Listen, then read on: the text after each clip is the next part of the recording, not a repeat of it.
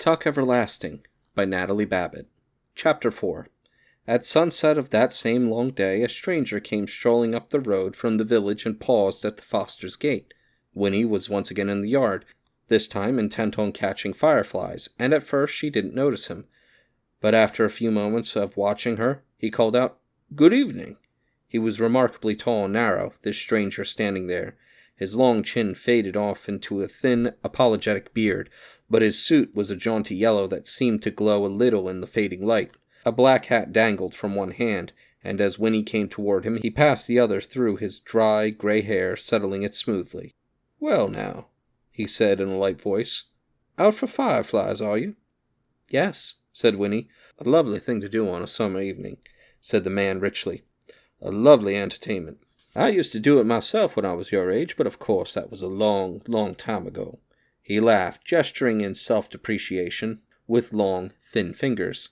His tall body moved continuously. A foot tapped, a shoulder twitched, and it moved in angles rather jerkily. But at the same time he had a kind of grace, like a well-handled marionette. Indeed, he seemed almost to hang suspended there in the twilight. But Winnie, though she was half-charmed, was suddenly reminded of the stiff black ribbons they had hung on the door of the cottage for her grandfather's funeral. She frowned and looked at the man more closely, but his smile seemed perfectly all right, quite agreeable and friendly. "Is this your house?" asked the man, folding his arms now and leaning against the gate. "Yes," said Winnie. "Do you want to see my father?" "Perhaps, in a bit," said the man, "but I'd like to talk to you first. Have you and your family lived here long?" "Oh, yes," said Winnie. "We've lived here forever." "Forever," the man echoed thoughtfully.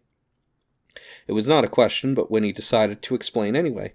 "Well, not forever, of course, but as long as they've been any people here. My grandmother was born here. She says this was all trees once, just one big forest everywhere around, but it's mostly all cut down now, except for the wood." "I see," said the man, pulling at his beard. "So of course you know everyone and everything that goes on?" "Well, not especially," said Winnie. "At least I don't. Why?" The man lifted his eyebrows.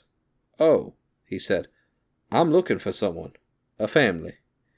"I don't know anybody much," said Winnie with a shrug. "But my father might. You could ask him."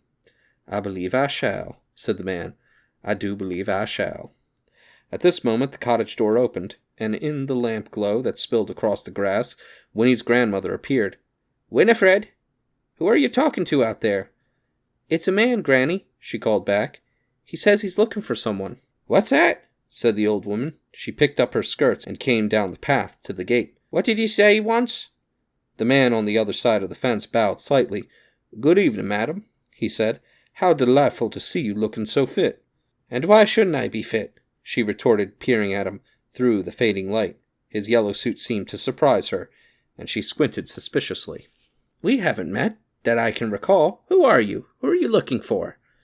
The man answered neither of these questions. Instead, he said, "This young lady tells me you've lived here for a long time, so I thought you would probably know everyone who comes and goes." The old woman shook her head. "I don't know everyone," she said, "nor do I want to, and I don't stand outside in the dark discussing such a thing with strangers. Neither does Winifred, so—" And then she paused, for through the twilight sounds of crickets and sighing trees, a faint, surprising wisp of music came floating to them, and all three turned toward it, toward the wood. It was a twinkling little melody, and in a few moments it stopped. "My stars!" said Winnie's grandmother, her eyes round.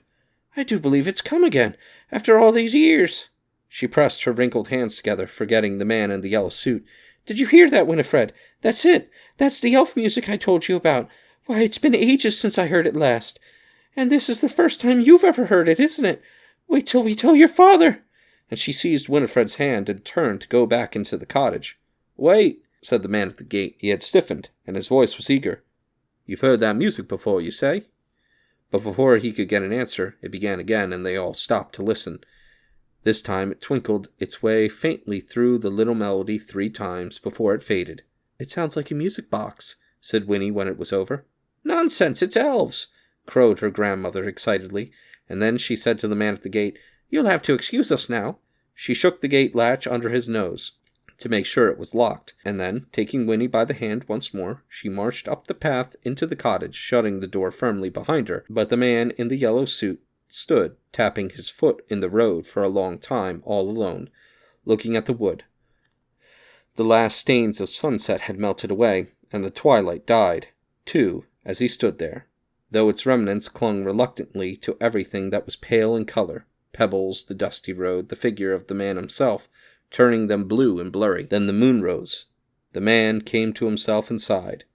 His expression was one of intense satisfaction. He put on his hat, and in the moonlight his long fingers were graceful and very white.